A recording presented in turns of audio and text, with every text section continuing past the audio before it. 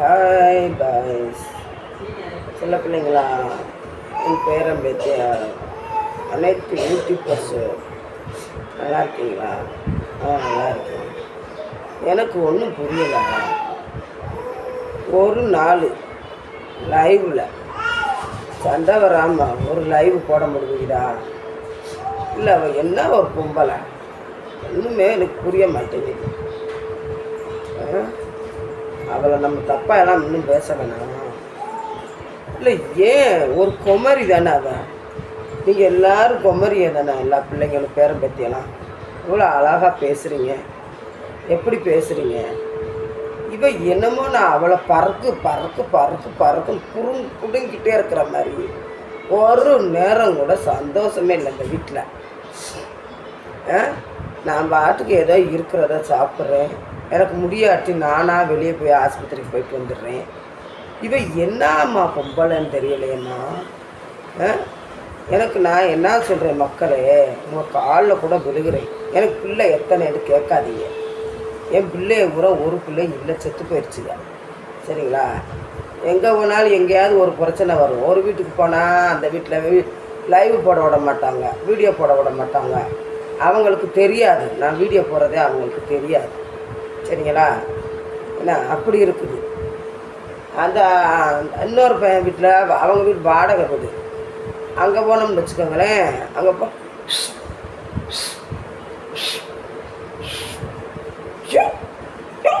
வெளியே கத்தாது அப்படின்ட்டுவான் அந்த பையன். நேற்று வந்து சண்டையில் தாள் அந்த பையன். நாங்கள் உழைச்சி கஷ்டப்பட்டு கடவுளுக்கு தெரியும் எல்லாமே. அவ்வளோ கஷ்டப்பட்டு நாங்கள் வீடு கட்டி நாங்கள் நிம்மதியாக படுக்க முடியல. இங்கே எதுக்கு வர்றானே? சரி, பெத்த மகந்தே வர்றான், வந்தால் தொந்தரவு கொடுக்கக்கூடாதுல்ல, இம்சை கொடுக்கக்கூடாதுல்ல. எந்த நேரம் பார்த்தாலும் லந்து கொடுக்குறது. நீங்களாம் இளந்தாரி பிள்ளைங்க தானே, பாட்டின்னு எவ்வளோ கூப்பிட்றீங்க. இந்த பையன் என்னை அவ்வளோ கொடுமைப்படுத்துகிறேன். சரி, அதை விடுங்க, கடவுளுக்கு அது தண்டனை கொடுப்பான். என்ன எப்போ பார்த்தாலும் சரி இப்படி சண்டை எடுத்துக்கிட்டு இருந்தா எந்த மனுஷன் நிம்மதியாக தூங்க முடியும், எந்திரிக்க முடியும்? சரி, அதை விடுங்க. ஏம்மா ஓயா? ஆமாம், உங்கள் வீட்டில் சண்டை வருது. ஐயா, எங்கள் வீட்டில் குடிகாரங்க யாரும் இல்லை, எனக்கும் புருஷன் கிடையாது. அந்த பொம்பளையும் புருஷனை வேணாமிட்டு வந்து வீட்டில் உட்காந்துருக்கு. குடிக்கிறதுக்கு ஆள் இல்லை, எங்களை அடிக்கிறதுக்கு ஆள் கிடையாது, எங்களை வைக்கிறதுக்கு ஆள் கிடையாது. நானே ராஜா, நானே மந்திரிடு, அந்த என் மகளும் நானும் மட்டும்தான் அந்த வீட்டில் இருக்கோம். 2 சின்ன பையங்க இருக்காங்க. எங்கள் வீட்டில் மொத்த நபர் 4 பேர் தான். அழகாக 1 கிளாஸ் அரிசி போட்டு பழுன்னு வடித்து அதில் ஒரு பாசிப்பருப்பு சாம்பாரை வச்சு அதில் நெய்யை ஊற்றி தாளித்து ஒரு காய் பொரிச்சிட்டா சோறு குழம்பு கமண்டாயிரும். அடுப்பில் காலையில் நின்றா நைட்டு 1 மணி வரைக்கும் அந்த அடுப்பு அமராது. எத்தனை பேர் வீட்டில்? 4 பேர் தான். 4 பேர் இருக்கிற வீட்டில் அத்தனை வெந்துக்கிட்டே இருக்கும். அந்த தகர வீட்டுக்குள்ள நான் எப்படி படுத்து தூங்குவேன்? சரி, ஆசாசியாக கட்டி வாழ முடியல அந்த வீட்டில். 2002 கேன்சர்ன்ட்டாங்க. எனக்கு கேன்சர்னு சொன்னோன்னா சென்னை அடையாறில் போய் ட்ரீட்மெண்ட் பார்த்தோம், கொண்டோம், வச்சோம். ஏதோ ஒன்று நல்லா எந்திரிச்சு உட்காந்துட்டேன். அந்த டாக்டர் சொல்லிட்டாரு, உங்கள் அம்மா செத்துருமா, உசுரோட இருக்காது, நல்லதை பொல்லதை கொடுங்கன்ட்டுச்சு. அந்த ஒரு பிள்ளை, சின்ன பிள்ளை இருக்குல்ல, அந்த பிள்ளை என்ன செஞ்சிருச்சு, அம்மா செத்துரும் வா அப்படின்னு கூட்டிகிட்டு போய் 2 பிள்ளை பேரில் எழுதி வாங்கிட்டாங்க. இந்த வீட்டை 2 பிள்ளை பேர்லையும் வாங்கிட்டாங்க. ஏன்னா ஒன்று நான் நல்லா சொல்கிறேன், நான் செய்கிற தப்பு எனக்கு மட்டும்தான் தெரியும், கடவுளுக்கு தெரியும். கடவுள் பார்த்துக்கிட்டே இருப்பார். நான் நல்லவேன்னு நான் சொல்லவே கூடாது. அந்த பிள்ளை இங்கே வரக்கூடாதான். இந்த பிள்ளை வந்து இவனை கூட்டிகிட்டு வந்து படுக்க வச்சுக்கிட்டு சவடால் பண்ணிக்கிட்டு என்னையும் கொடுமை பண்ண வச்சுக்கிட்டு உக்காந்துருக்கு இந்த பிள்ளை. சரியா மக்களே? இதெல்லாம் நல்லதுக்கா இல்லை எதுக்கு கடவுள் எந்தளுக்குள்ளே கொண்டு போய் முடிக்க போகிறாருன்னு ஒன்றுமே தெரியலை எனக்கு. ஏன் இப்படி பண்ணுதுன்னு எனக்கு தெரியலை. இந்த பிள்ளை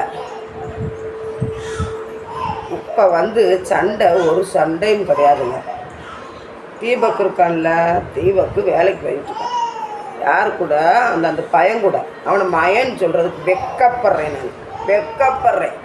மகா மோசடி, போர்ஜரி, கொள்ளக்காரன்டா அந்த பையன் சத்தியமாங்க. அந்த முருகன் சத்தியமாக இப்போ சரியான போர்ஜரி. இந்த பையன் போர்ஜரி எங்கே போய் பண்ணணும்? ஊருக்குள்ளே பண்ணு, வேறு எங்கேயாவது போய் பண்ணு. கொள்ளையடி, புருஷன் இல்லாத பொம்பளைகள்கிட்ட நல்லா யூஸ் பண்ணுற ஏண்டா யூஸ் பண்ணுற நல்லா அந்த பிள்ளைக்கு இழுத்து விட்டுறான். இழுத்து விட்டுட்டு இந்த பிள்ளைக்கு எனக்கு சண்டை வர விட்டு காம்பு உட்காந்துடுறான். எப்படி அமைதியாக போய் உட்காந்துக்கிறான். நாங்கள் கட்டின வீட்டில் ஒரு நாள் என் தண்ணி அடித்ததில்லை. அந்த வீட்டுக்கு ஒரு நாள் செங்க இறக்குனதில்லை, ஒரு நாள் கொத்தனார் கூட்டிகிட்டு வந்ததில்லை, எந்த இதுவுமே அந்த பையன் செஞ்சதில்லை. அத்தனையும் செஞ்சு நான் கஷ்டப்பட்டு கேன்சரோடு அந்த வீடை கட்ட வர்றான். இழுத்து விட்டு சண்டை இழுத்து விட்டு 2 பேரும் மல்லு கட்டை விட்டு அங்கிட்டு வேடிக்கை பார்க்குறான். அப்போ எவ்வளோ பெரிய சகுனி வேலை பார்க்குறான். அப்போ உனக்கு கடவுள் எவ்வளோ பெரிய ஆப்பு பின்னாடி வச்சுருக்கான்.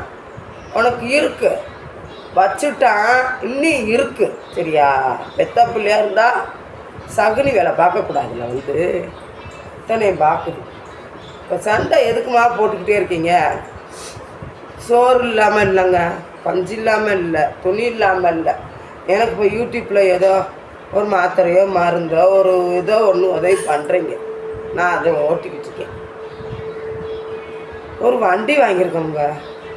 வண்டி வாங்கி அந்த வண்டிக்கு கடன் கட்டணும்ல, அது என் பேரில் கிடையாது, அது தீபக் பேரில் போய் வாங்கி கொடுத்துட்டேன் நான். அது யார்? செனிதா மகன். தீபக் யார்? செனிதா மகன். செனிதா மகனுக்கு வண்டி வாங்கி கொடுத்தா யாருக்கு மனசுக்குள்ளே கஷ்டம் வரணும்? ஐயோ டிவி கட்டணுமே நமக்கு இந்த மாதம் அப்படி யாருக்கு வரணும் இந்த கஷ்டம்? அவங்க பெற்றவங்களுக்கு தான் வரணும். எனக்கு எதுக்கு வரணும்? எனக்கு தேவையே கிடையாது. அப்படி இருந்தாலும் இந்த பொம்பளை அவன் செய்வனை வச்ச மாதிரி இருக்கு. அப்படியே அவன் பின்னாடியே சக்கரமாக ஆடுது. சண்டை வர்றது காரணமே அந்த பையன்தான். முக்காலும் சத்தியம். இந்த பையன் சண்டையில் தூக்கிட்டு இருக்கான். வீட்டுக்குள்ளே அவன் வேலைக்கு ஒரு சின்ன டிவி மாட்டுற வேலை பார்க்குறான் அந்த பையன். அதில் தீபக்கை கொண்டு போய் வேலைக்கு இந்த பொம்பளை ஜெனிதா விட்டுருக்கா. ஜெனிதா விட்டா நம்ம சம்பளத்தை வாங்கி சாக்கடையில் போடுறோம், கீழே போகிறோம், மேலே போகிறோம், நம்ம திங்கிறோம், என்னமோ பண்ணுறோம்ப்பா. வேலைக்கு கூட்டி போகிறேன், சம்பளத்தை இந்தாண்டு கரெக்டாக ஒரு 3ஆம் தேதிக்குள்ளே கொடுத்துடணுமா? கொடுக்கக்கூடாதா?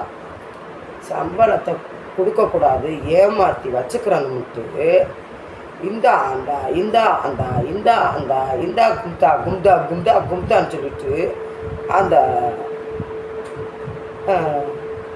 இப்படி ஏமாத்துறான்.